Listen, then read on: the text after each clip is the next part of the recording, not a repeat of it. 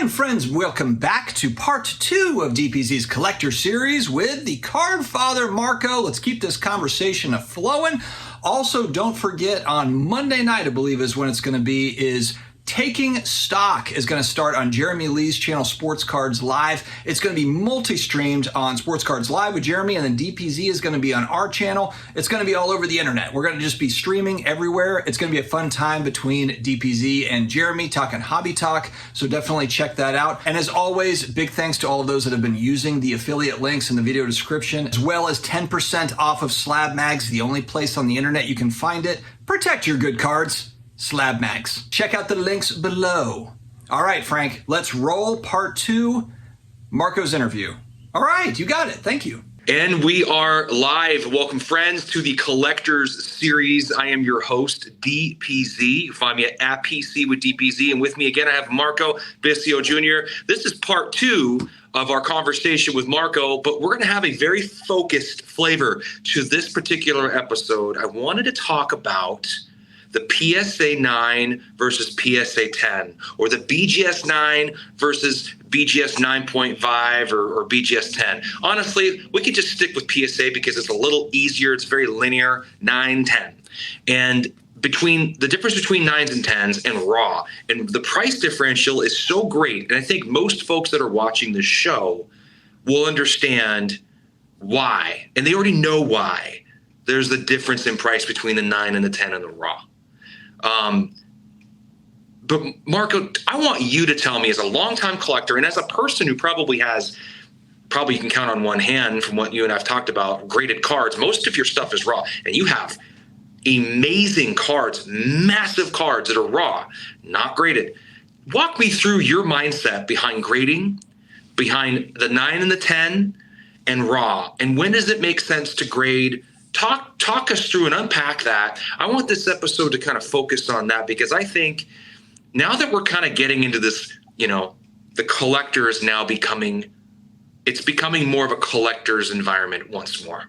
The flipper, the person who's investing in cards. I had an episode recently with another gentleman named Brent. We talked about whether cards are a good store of value or an investment. My argument on the good store of value is, if I intend to keep the card and just hand it down to my kids, to me, I'd like it to be a good store of value, because I don't really intend to sell it, because if it's an investment, it will gain dividends, and then I'll sell it and profit from that. When in availability, what I want to do is I want to pass it down to my kids. So I want it to be worth something. I want it to be worth at least what I paid for it, if not maybe more.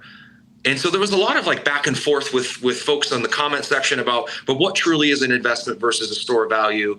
If you want it to go up in value, then that's an investment. It's yeah, but if I exercise it later on to gain that, to get those money, because it's not paying me dividends, but to get that money back, then it's an investment. I just want the card, and I want it to be a valuable one, an important one, and I want to be able to hand it down from a legacy standpoint to my kids. So that's my mindset on store of value. I think there's a lot more people thinking like me now.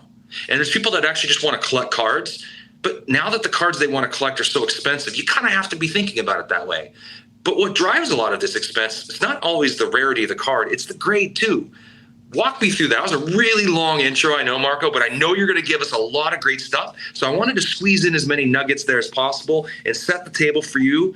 Talk to me about that now that we have a lot of these people in this space. Yeah, absolutely. So, Dennis, I'll preface the answers in my piece to this by saying, please, if there are any questions that come up while I say something, or something that I say doesn't necessarily make sense, please interrupt and ask, because I want to make sure that for everybody that's watching, they understand why the majority of my collection is raw, and why I will honestly continue to collect raw cards, and why over time, as me as a collector, I feel that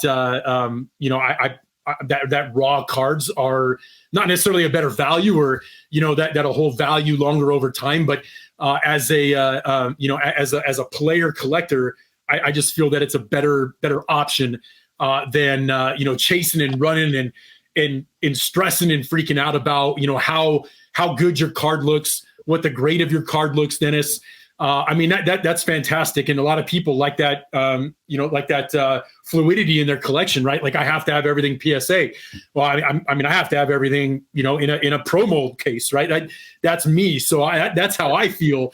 I wanted everything, in my boxes in a pro mold case, but I have to, again, before I dive into this, I have to say, I talked about this on another. I did a live episode of me essentially on Instagram Live, and I got to showcase a couple cards and got to talk about the history of some of these cards that I have and why I have them or why I have multiple copies. And one of those cards was the 1996 Select Certified Mirror Gold. And I wouldn't say, I mean, loathe is a very strong word, Dennis, or hate. My dislike for the graded card goes all the way back to 2006. Okay.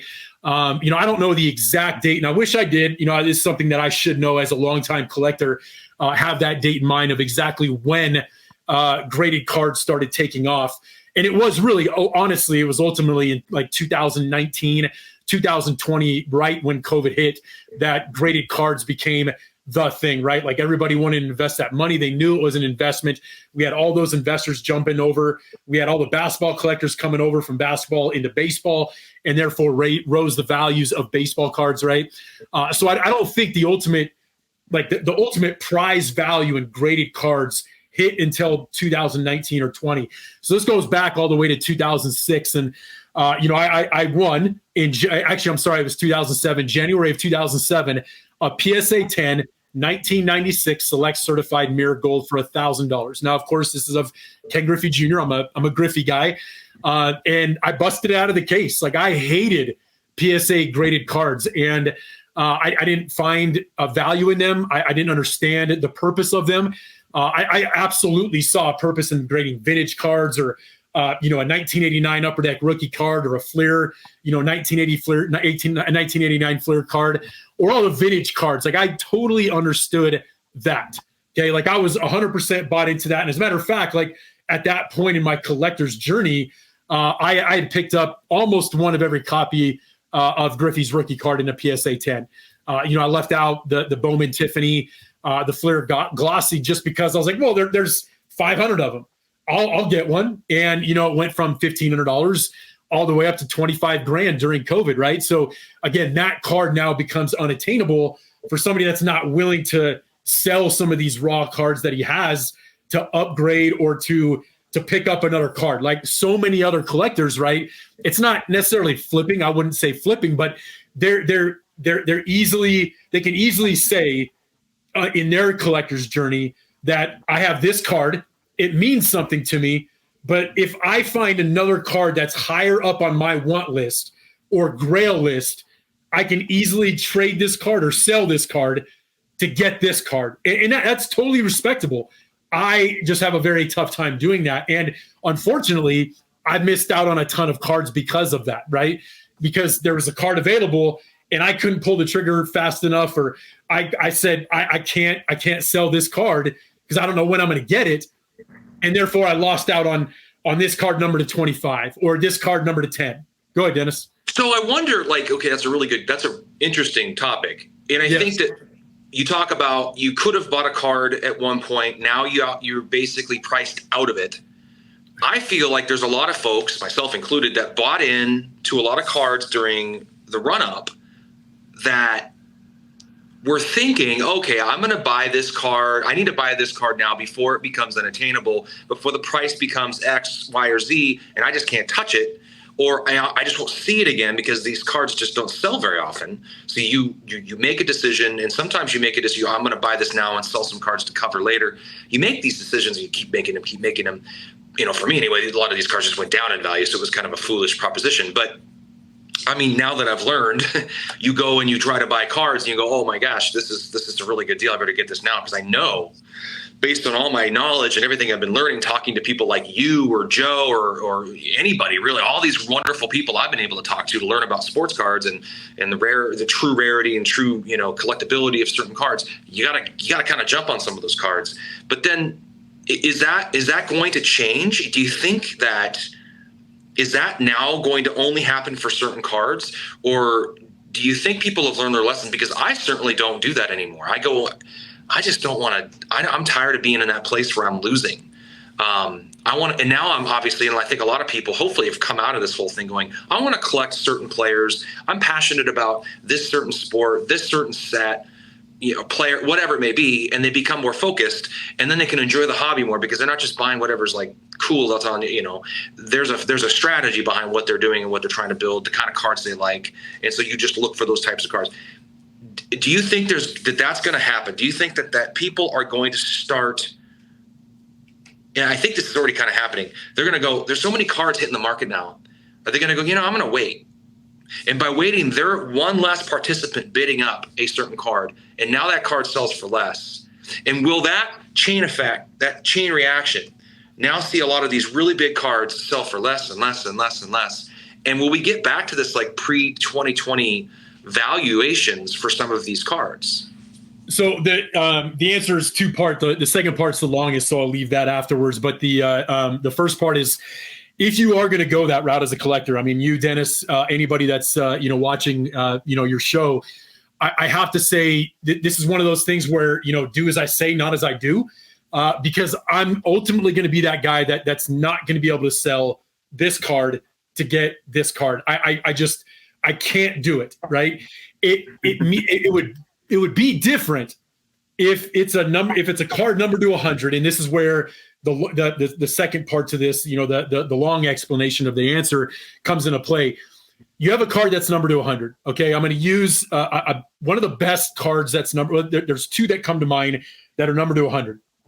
The 1999 Fleer Mystique Established, absolutely fantastic set in baseball and other sports that it's available in.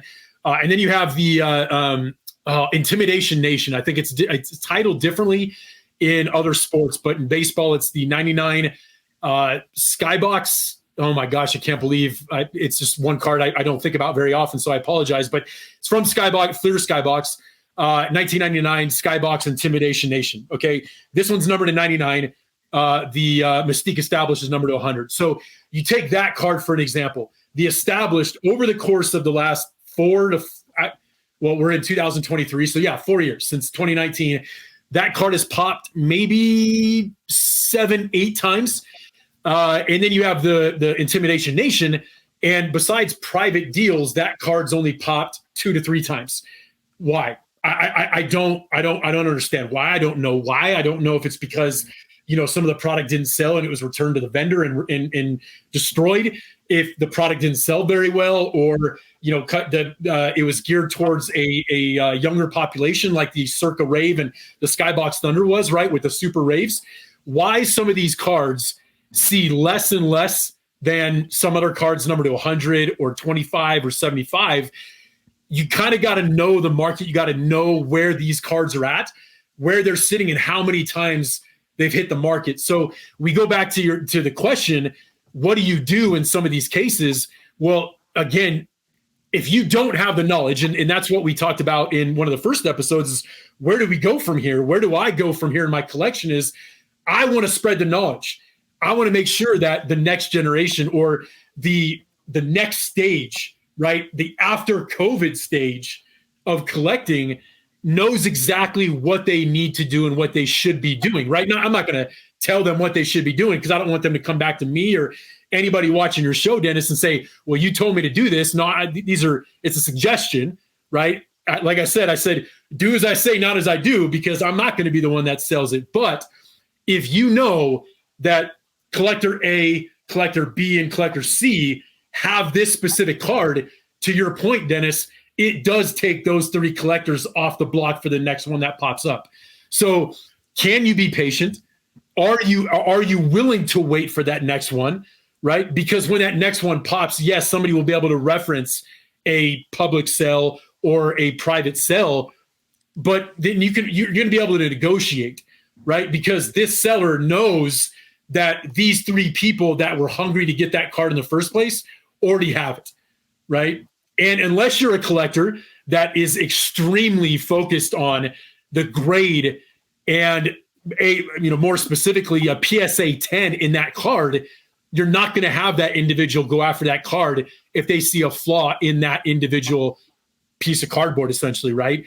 So if you're a PSA 10 collector, you see a card available and you see a flaw, you're not going to go after that card because you know it's not going to grade well. Yeah. So we're segueing to something different. Let's flip this way. We talked about grading. We talked about why cards are graded. So why are some of these 90s cards, why are they so condition sensitive? Like what drives that? Because there's a premium for PSA 10 with a lot of these 90s inserts, whether it be basketball, football, baseball. You got the PMGs, you got these cards that were very, very popular. Why the condition sensitivity drives a lot of it, I think, whether it be raw or graded, the condition's an issue. And because every single time you see a card that comes out, well, the condition for this set's really difficult and chips easily, it's the black border, it's always almost every prerequisite for every set, for every card in the 90s. Condition sensitivity was an issue, thinking of like 95 to 2000, okay, 96 maybe. Why is that the case? And just talk to me about 90s inserts, why the condition sensitivity is something that we have to think about. And I mean, you can even stack on the back half of that question. Why are they so popular? Oh man. Okay. So the first part of the question is why are they so condition sensitive? Right. And you look at the way cards were made from, I'd say from 1993 until 2000. There's a lot of foil board. There's a lot of chromium, right? There's a lot of acetate, right? So those three cards, when you cut a sheet, absolutely have condition issues, right? And when they're packed out, when they're handled, it naturally progresses that way. And we all know that in the 90s, in the late 90s, when these cards were getting pulled out of a pack, and I say 1993 because that's when SP came out. That was the very first year of 1993 SP, right? So that was the introduction to foil board. That was also the introduction to the chromium brand, right? I mean, you see prototypes from 1991, 1992, where Upper Deck was testing this out. Other companies were testing out the chromium technology, but it ended up ultimately going with Topps, and that's why they have the finest, right? Fleer's, Fleer's Fleer's response to Topps chromium brand was the Flair brand, right? And then Upper Deck was SP. And so you have these products that were ultra premium products that were being printed on pieces of material that have never been printed on baseball cards before, because before that it was all cardboard. And a lot of the cards that are being released now, even Topps Gold Label, which was a super premium thick plastic based card in 1998, 1999, and even 2000, is now a cardboard card, right, with a shiny front. And so I was asked a long time ago when I first got into the Instagram thing from a collector, and not a collector, somebody that actually worked at Topps, and they were asking for feedback on the new product. And I said, honestly, I can't really give a lot of feedback on the brand new product because I don't collect the brand new product. I stay away from a lot of the brand new Topps, and the only Topps that I do collect now is Topps Tech. And just because it's got that nostalgic feeling from 1998, 1999, 2000. But that's the reason why, Dennis, is because there's so many cards during that era where innovation was at its peak. It's absolutely incredible. This will be a direct segue into why they're so popular, why people flock right now and will continue to flock as time passes by into the 90s. And again, you look at 1993 SP, and you look at 1994 Upper Deck, and then you look at 1996 Select Certified, you look at 1997 Flair Showcase, and then you look at all the brands and all the products that were released, periodically through those next 3 years in 1997, 1998, and 1999. I would say that, I'm a little biased, but I know there's tens of thousands of people out there that agree with me in this next statement that 96 through 99 was the pinnacle of card collecting, right? And the inserts started going wayside, in 2000 to make way for all the game use stuff and the autograph stuff. But in terms of inserts and innovation of product, it was absolutely at its best in 1996 through 2000. And, again, 1996, because basketball starts earlier. So that product was released in 1996, whereas it was released in 1997 for baseball. So the direct segue into why, I mean, I don't have anything to showcase here, but a lot of the people that are watching your show know these cards, right? The Established, the Intimidation Nation, the Essential Credentials, the PMGs, which you've named, the Star Rubies. I mean, these cards are just absolutely, I mean, and there's 100 more, right? Inserts, parallels that you can start naming that are just absolutely nothing like the cards being made today. And I mean, there's some drop dead gorgeous cards. I mean, Topps Dynasty would be one of them, right? And to me, you look at those cards, and I mean, again, I'm biased. But to me, when I look at those, that's really all that can rival or, put up next to a 90s insert or parallel card and say, these are gorgeous, right? And so, Dennis, I mean, to close off that statement and close off why, I mean, ultimately it's that reason, because they look at these cards compared to what's being made today and the innovation, and it's amazing. And people flock to it. They go back to it, just like, people flock to, different decades over decades, and it's just, they go back to it and say, you know what, this is pretty amazing. So that's how I'd answer that question. Yeah, I think it's interesting because it seems like people were, you buy wax from that era of certain products that would have these types of cards, and then they go for astronomical numbers because people weren't really hoarding them back then. Maybe I'm wrong. Maybe they were. I mean, tell me I'm wrong. Tell me I'm right. I don't know.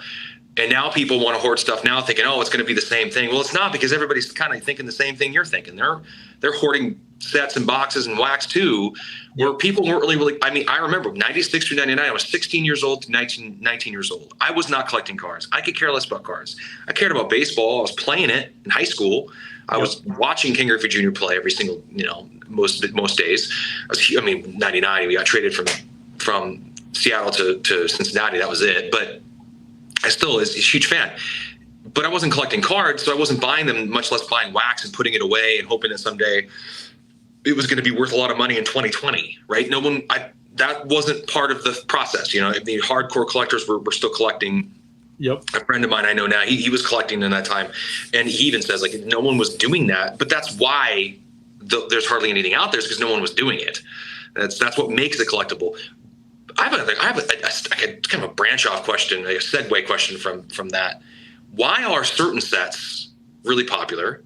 These premium sets. I think I can answer my question because they're premium, like Topps Dynasty is now, like Topps 5-star, or like National Treasures or Flawless.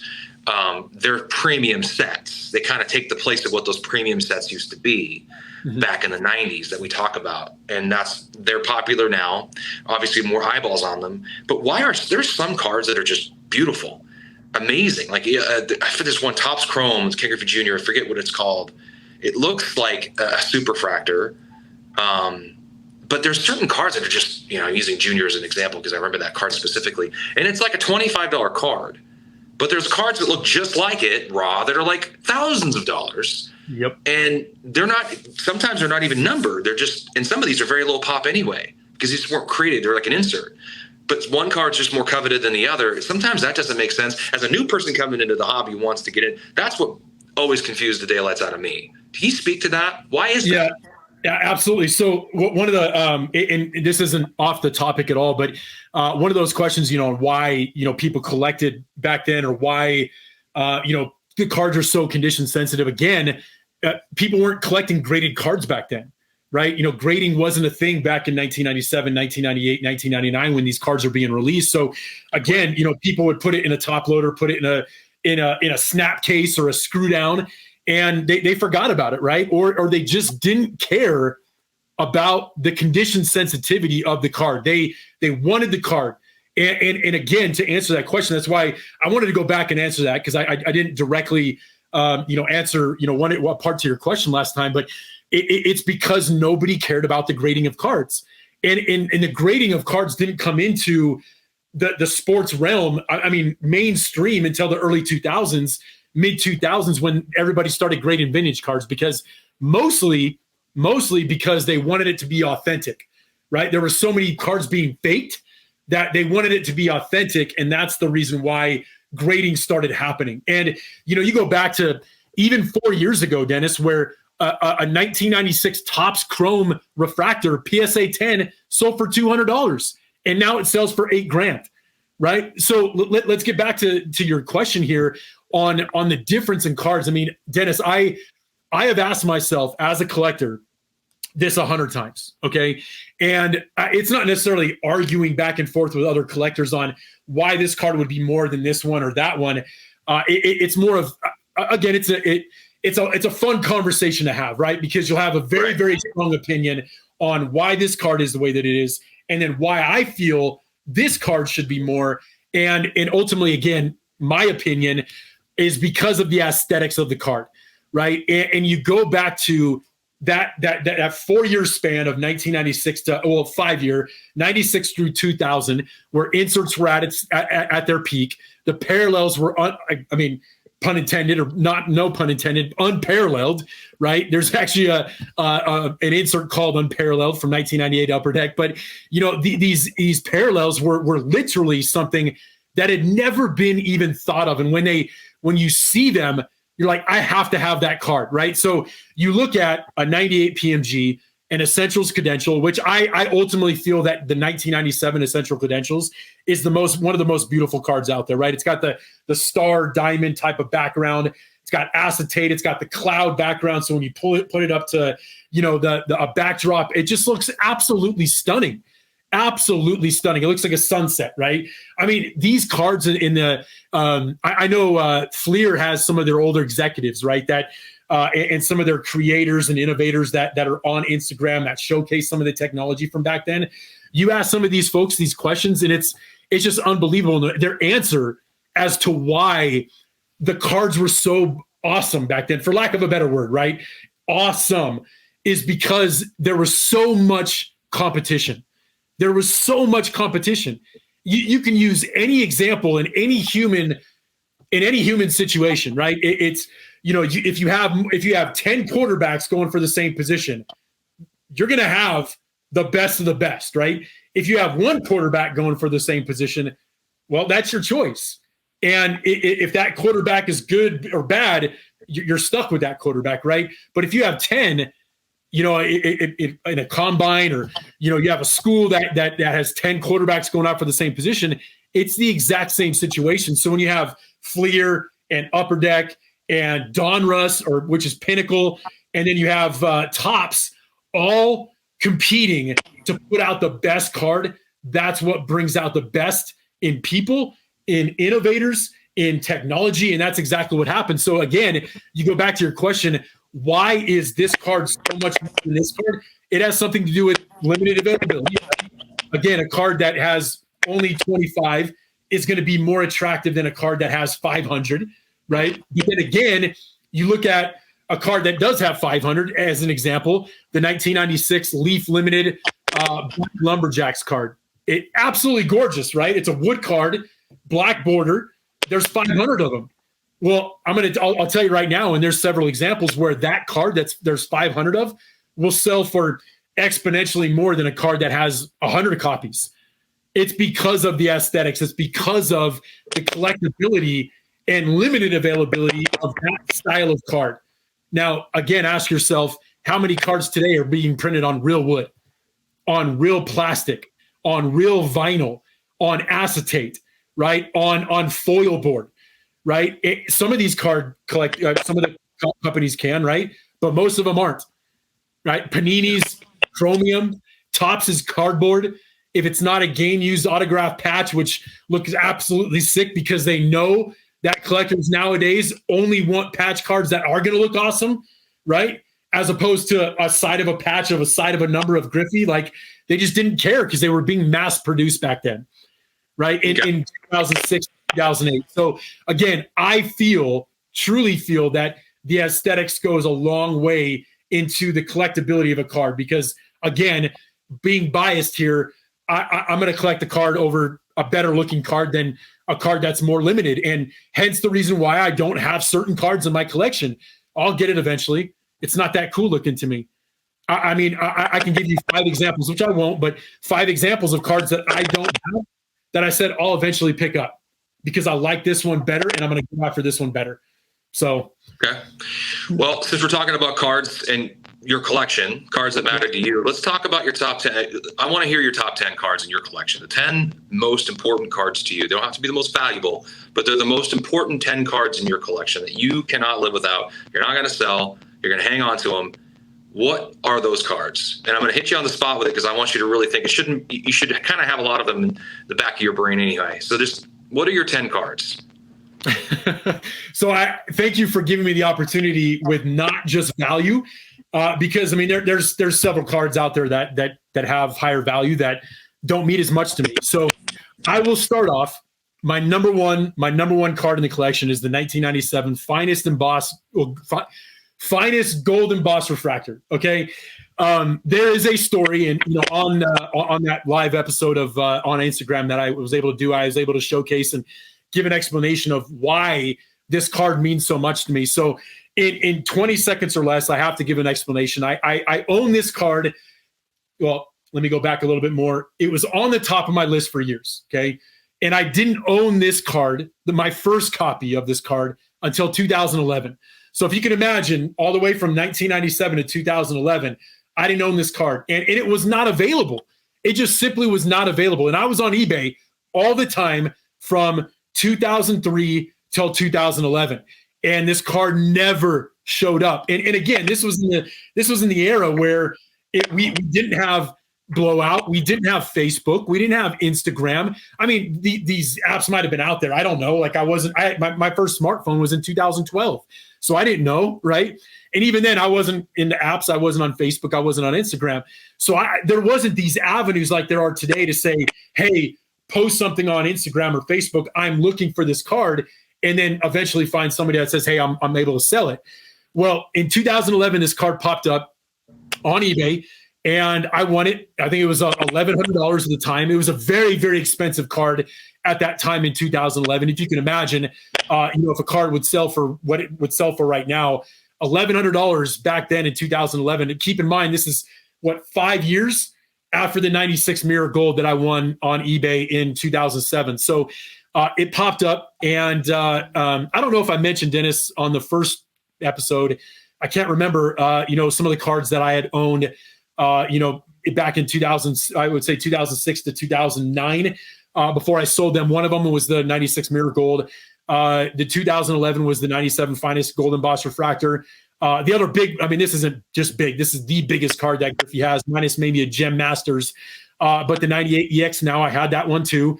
That was bought in 2007, July of 2007 for $550.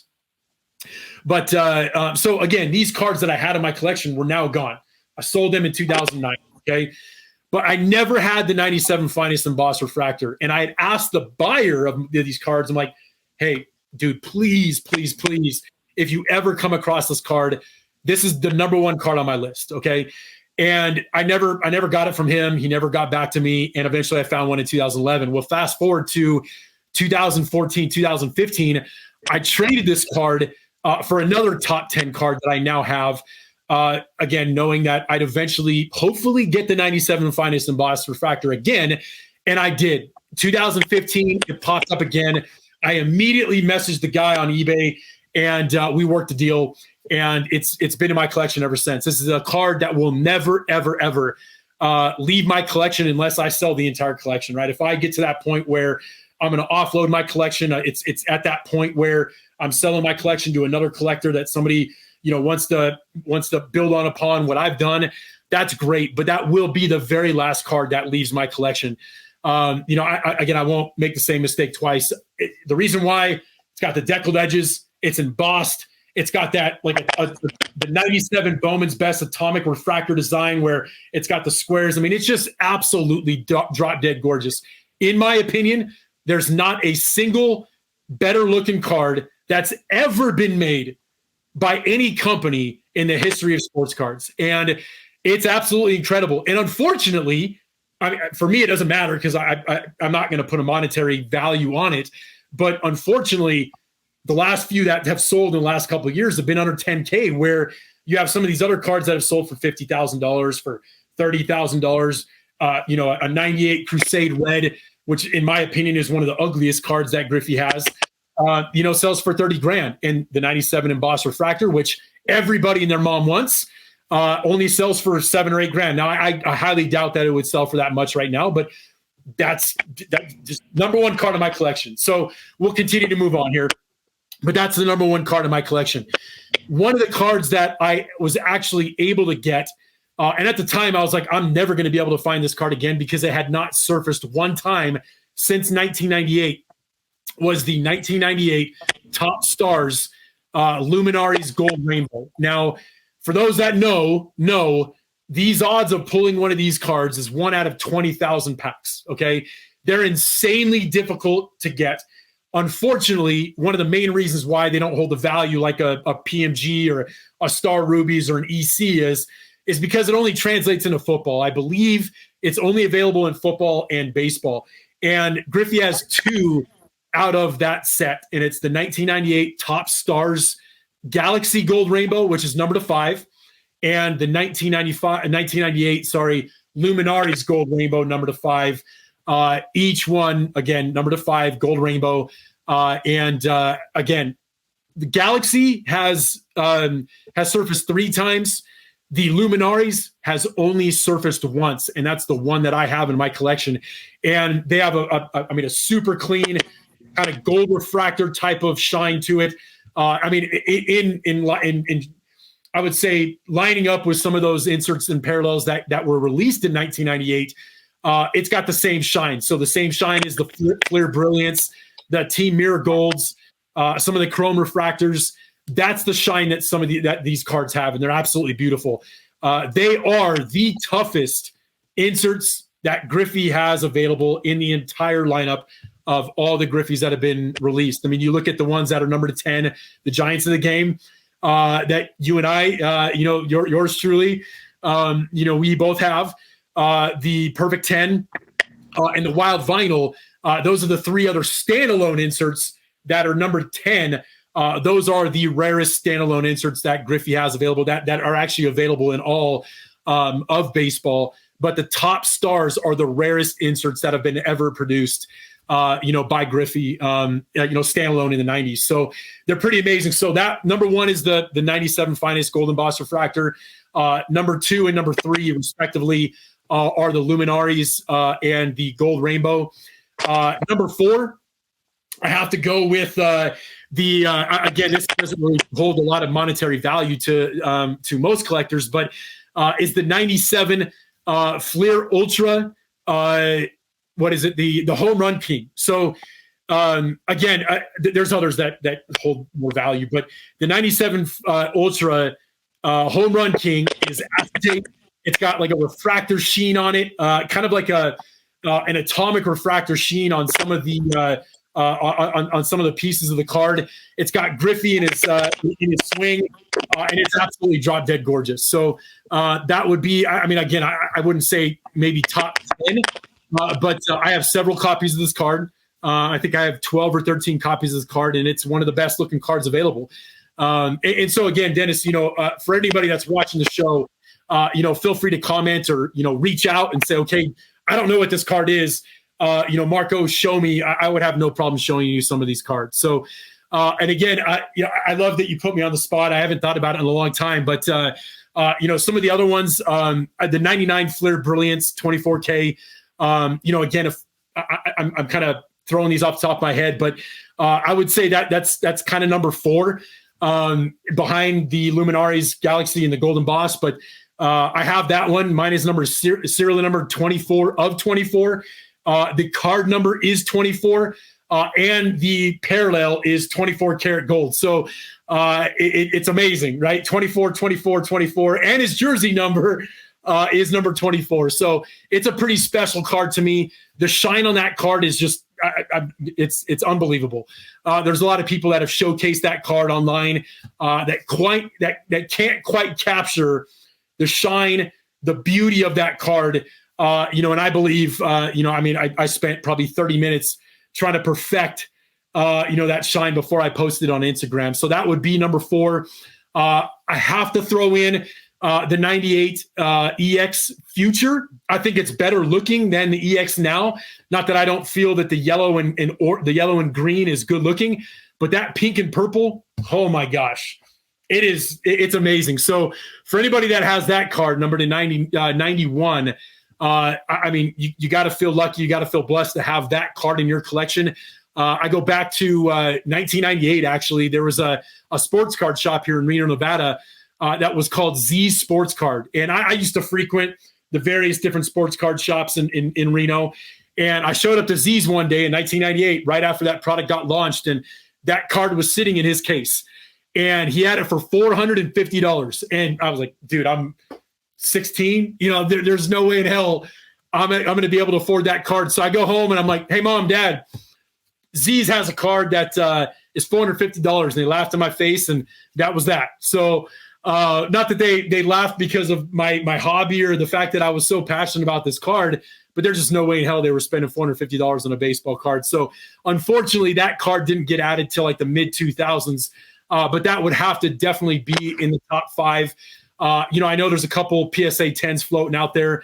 If there was a card that I were to have in gem mint perfect condition, that would absolutely be one of those cards. Unfortunately, the 3 that I mentioned prior to, they're extremely case sensitive. Condition sensitive. The top stars, and then the number 1, the 97 Finest Golden Boss. That's really not that case condition sensitive, but the top stars cards are. But if there's any that I was to have in perfect condition, it'd be the 98 EX Now Future, number to 91. So that would be 5. Let me see some of these other cards. 98. Where am I going? Let's see. 98. Which one? I'm sorry, I'm drawing a blank here. Let's go with the 99 Mystique Established, just because of look and feel of the card. That card's number to 100. I don't remember what my number is to that card, but that would be in that top 10 just for aesthetics look. I know a lot of people are going to be upset with this, but the PMGs are beautiful, but they're not my favorites. And you go back to that one of those questions, Dennis, you asked, why are some of these cards worth so much more? Well, it's because they translate, or I guess cross-pollinate, if you will, over from basketball and football and baseball and hockey. And I mean, they're cross-pollinate in every sport. So that's the reason why a Griffey will sell for $50,000 or $60,000 as opposed to another card that only has 20 copies. So again, not my favorite, but definitely in a top 10 list there. I would absolutely have to say that. The 97 EX Now, or I'm sorry, EX 2001. EX 2000 Essential Credentials. I mentioned this in the prior in this episode here. Again, one of my absolute favorite cards, in my opinion, the best Essential Credentials that has ever been released. More so than the 98. Definitely more than the 99. I think that those are kind of playing the silver and the gold. Even though the highlights on the card are pretty awesome. They have kind of foil atomic refractor accents, but there's nothing that compares to the 97. So that would definitely be, again, probably number 6, number 7. What else we got here? I'm probably gonna need some help here, Dennis, but we could if you have a hard time figuring it out, I'd leave it to the ones that actually, it doesn't have to be a top 10, but this is the ones that you just mentioned are all the cards that matter to you. So that's important. So friends, if you have any comments, questions, let us know. Let Marco know in the comment section below. I know there's been a lot of great comments, and there's some popping, I think, on your end there. I don't know if it's my end or your end. So folks, if you're hearing that popping on the video, we apologize. But I hope you guys found this conversation helpful and fun. This is the collector series, so it's about the collector. We're not going to be talking about what you should and shouldn't buy. We're just going to talk about the hobby in general and collecting, and what makes the collector tick, and why you buy the cards you buy, and why grading matters, why it doesn't matter, why you like cracking cards out of a graded graded casing and having them raw because you just enjoy having them raw. All those different reasons. There's so many different nuances when it comes to the hobby, and it's all exciting to me. I think it's wonderful, and I think we should all keep discussing it more because this is something we all love to do. So thank you, Marco, for jumping on today again for another episode with us. And folks will hopefully enjoy the first episode you had as well, where we kind of dive into your origin story, where you came from, why you do what you do. But again, where can they find you on Instagram? And is there anywhere else that they can find if they want to follow you or watch a live? Yeah, for sure. So on Instagram, Tolkien TMNT Griffey 24 is my Instagram handle. You can see, a fraction of the collection there. Feel free to send me a message, ask for any card specific. I would love to showcase a card just for you. I've had people that say, hey, can you showcase this one? I know it takes you a lot of time to be able to get to the place where you're showcasing a single card. Please let me know. On Facebook, Marco Bisio Jr., hit me up on Facebook, send me a message on Messenger. I've also been started doing some of the Instagram live videos. So, make sure you stay focused there. And we're talking, showcasing the cards, talking about grading. If you want to talk more of why my collection, the majority of my collection is raw, please do. I would love it. But once again, Dennis, it's absolutely my pleasure and privilege to be on your show. Thank you so much for having me. You're welcome. And that's another Collectors Series episode. Thank Marco Bisio Jr. for joining us. Again, Sports Card Dad channel. Check out all of the awesome content that Dustin has lined up. We'll be coming back with some more great shows for you. But in the meantime, stay safe, take care of yourself out there, and happy collecting.